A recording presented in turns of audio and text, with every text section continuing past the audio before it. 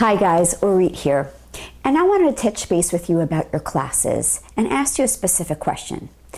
Are you teaching your classes like a pro or an amateur?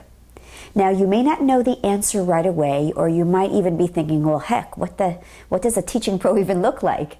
Is it about charisma? Is it about practice? Is it about experience?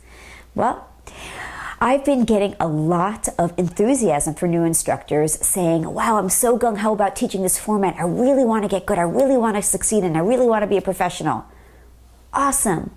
But I'm sensing that some instructors feel that being a pro means that you've succeeded.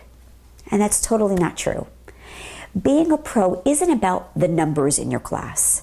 Being a pro isn't about being in high demand. Those are just really awesome side effects. So, how do you get there? Well, I'm going to give you 4 tips on what to do inside and outside the class.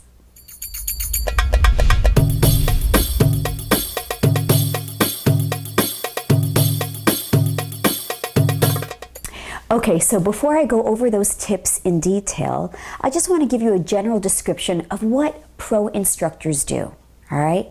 So, pros don't work harder, they work smarter, yeah? Pros don't do more, they do the right things. And pros don't show off complex movement. They're clear on how to break down the complex movement.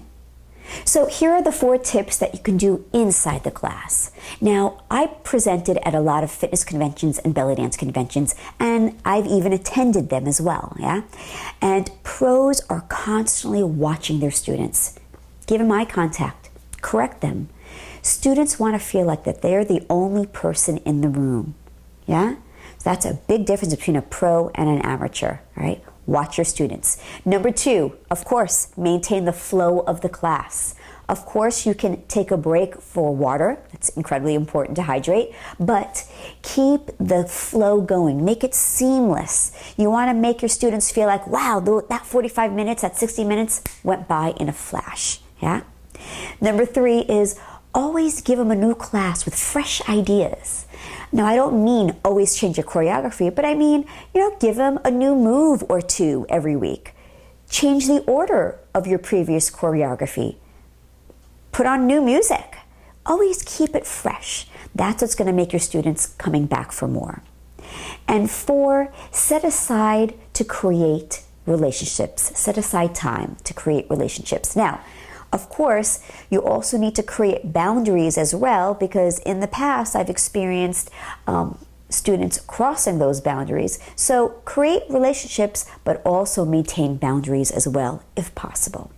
So now let's go over the 4 tips on what you can do outside of the class. All right, tip number 1 is make sure you set aside time for practice. Look, you have to practice to become good, point blank, right? Know your cues, know your choreography. Number 2 is set aside time for marketing. You can't practice without marketing. You can't become good and not market. People need to find you. They need to know where you're teaching. So keep posting on Facebook, doing email blasts, your Instagram, whatever social media platform that you use, do it. And do it constantly. And yes, it's going to take work, but I guarantee you will see the rewards. And 3, invest time in training and education so that you can take your career to the next level. Yeah? You can't stay stagnant, right? Constantly work on new movements. Find a new way to break something down. Work with a private coach, or maintain your certifications, take a fitness class. Always constantly learn. Cool? And 4, know when to take a break or pull back.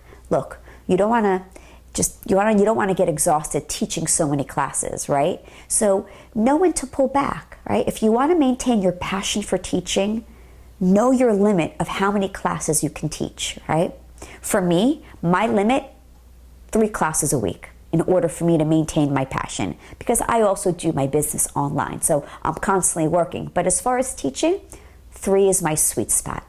Now, it took me years to learn these lessons, and I'm giving them to you. And I guarantee if you begin to prioritize these actions, you'll go from amateur to pro, or maybe even from pro to superstar. All right, I would love to hear from you and what actions you'll be taking next. Please comment below the video, and I'm so looking forward to it. Bye for now, guys.